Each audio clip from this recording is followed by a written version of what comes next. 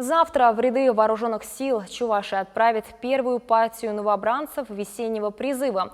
Около 20 человек будут служить в Росгвардии. Кампания, как и в прошлом году, проходит с соблюдением особых санитарно-эпидемиологических мер. Перед отправкой в войска все призывники обязательно сдают тест на наличие коронавируса.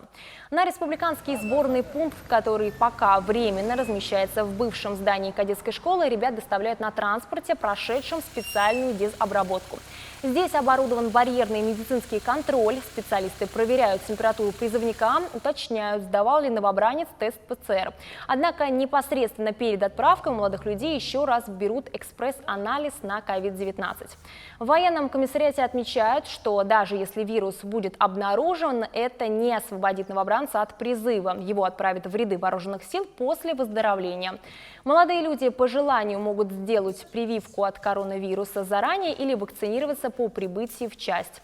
К работе с будущими солдатами в этом году допускают только сотрудников, прошедших вакцинацию от коронавируса или переболевших COVID-19 и имеющих антитела.